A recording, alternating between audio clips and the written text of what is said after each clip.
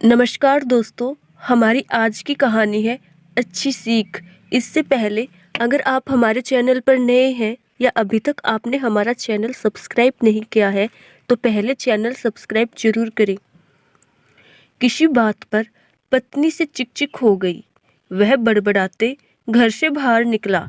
सोचा कभी इस लड़ाकू औरत से बात नहीं करूँगा, पता नहीं समझती क्या है खुद को। जब देखो झगड़ा, सुकून से रहने नहीं देती।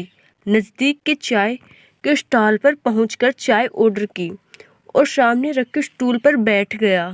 तभी पीछे से एक आवाज़ सुनाई दी, इतनी सर्दी में बाहर चाय पी रहे हो? उसने गर्दन घुमाकर देखा तो पीछे के स्टूल पर बैठे एक बुजुर्ग उससे मुखातिब थे। आप भी तो इतनी सर्दी और इस उम्र में बाहर है बाबा, वह बोला। बुजुर्ग ने मुस्कुराकर कहा, मैं निपट अकेला, न कोई गृहस्थी न साथी। तुम तो शादीशुदा लगते हो बेटा। पत्नी घर में जीने नहीं देती बाबा, हर समय चिक चिक। बाहर न भटकूं तो क्या करूं, जिंदगी जहनुम बनाकर रख दी है। गरम चाय के घुट अंदर जाते ही दिल की कड़वाहट निकल पड़ी। बुजुर्ग, पत्नी जीने नहीं देती? बरखुरदार जिंदगी ही पत्नी से होती है। 8 बरस हो गए मेरी पत्नी को गए हुए। जब जिंदा थी कभी कदर नहीं की, आज कमबख्त चली गई तो भुलाई नहीं जाती। घर काटने को आता है, बच्चे अपने अपने काम में मस्त। आलीशान घर, धन दौलत सब है, पर उसके बिना कुछ मजा नहीं। यूं ही कभी कहीं भटकता रहता हूँ। कुछ अच्छा नहीं लगता। उसके जाने के बाद पता चला कि वो धड़कन थी, मेरे जीवन की ही नहीं मेरे घर की भी। सब बेजान हो गया है, लेकिन तुम तो समझदार हो बेटा। जाओ अपनी जिंदगी खुशी से जी लो, वरना बाद में पछताते रहोगे मेरी तरह।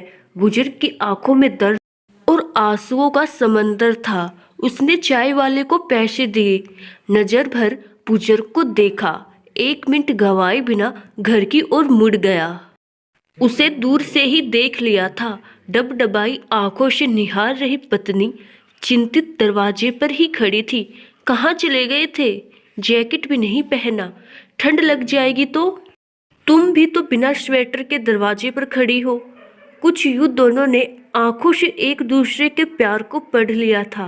कई बार हम लोग भी अपने जीवन में इसी तरह की गलतियां कर बैठते हैं।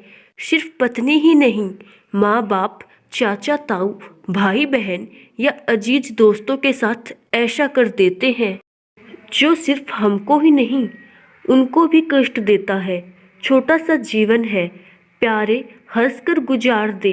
इस कहानी से किसी एक की भी जिंदगी बदल जाए तो मेरा प्रयत्न सार्थक होगा। तो दोस्तों, आशा करती हूँ आपको हमारी कहानी जरूर पसंद आई होगी। धन्यवाद।